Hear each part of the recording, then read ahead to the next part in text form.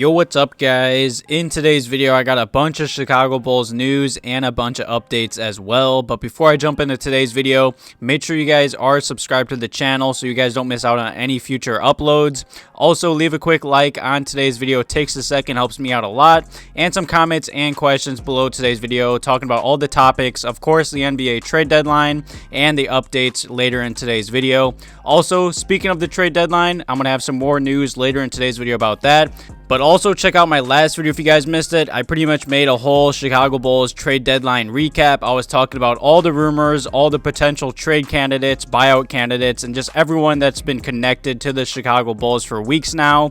Definitely check out that video if you guys missed it. But nonetheless, let's just jump right into today's video. And let me just first off say, congrats to Demar Derozan. He is an all-star starter for the East. This is Demar Derozan's 5th all-star selection and his 3rd as a starter.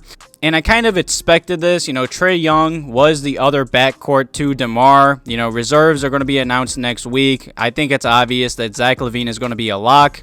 It definitely sucks because, look at the Hawks. I understand they were listing like DeMar as a wing or whatever, or a shooting guard, when he mainly plays the 3 position with the Bulls. So that's whatever in my opinion. In my opinion, I thought it should have been DeMar and Zach. Look at how good the Bulls have been, how many players and teams, the media has been bashing them for months now.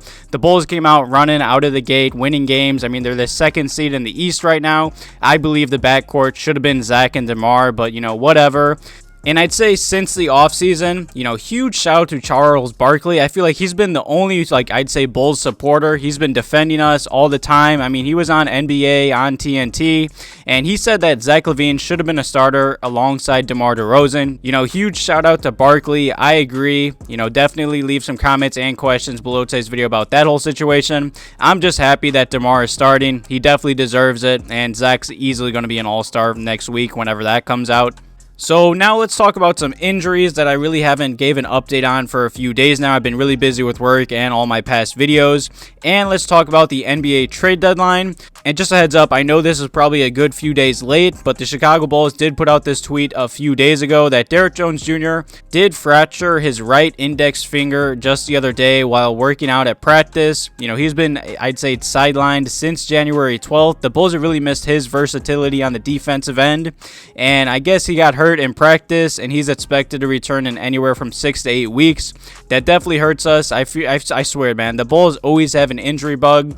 Players are dropping like flies recently. I swear, every Bulls player that's out, I'm getting sick of hearing 6 to 8 weeks. I swear that's like everyone's, I'd say, return or expected out length. And after that news did come out, this article did come out from the Chicago Sun-Times. They were giving a bunch of updates, especially a big update on Patrick Williams I'm about to jump into in a minute.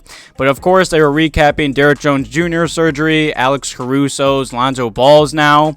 And Billy Donovan said, yeah, it's just really unlucky. It was really just an unfortunate thing for Derrick Jones Jr. and everyone else just getting hurt.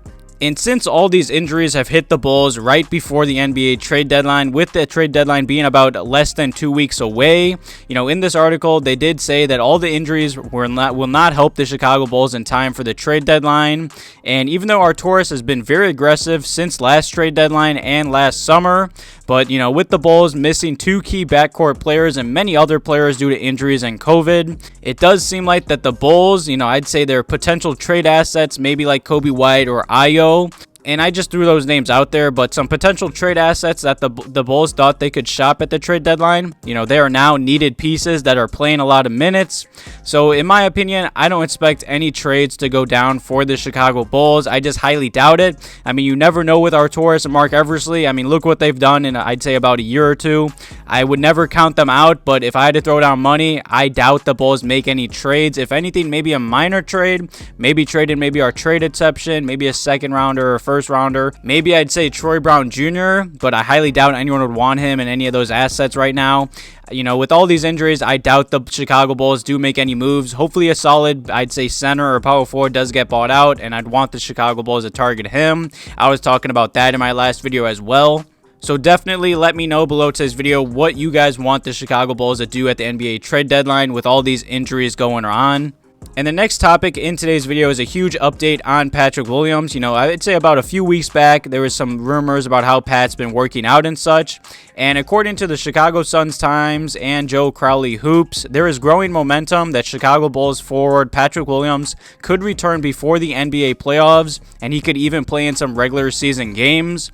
And let me just say, that is huge news. You know, I would love Patrick Williams to get back before the NBA playoffs, to get him back into shape and just relearning his role for this team and everything like that. Hopefully with all these injuries and all the Bulls getting COVID, that I'd say before the NBA playoffs, they're good and healthy and they don't have to deal with nothing no more.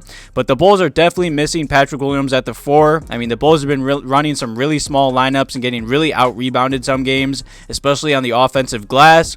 And I know some Bulls fans have talked about trading Patrick Williams, but I believe we should keep him. I mean, the sky is the limit for this kid. He has so much potential, and I feel like he's a perfect fit next to Vooch. He does all the little things. He doesn't demand the ball, which of course I do wish he did sometimes.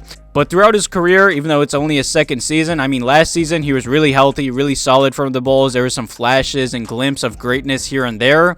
But he's a really good rebounder, really good defender, you know, really solid, very versatile, a really good three-point shooter.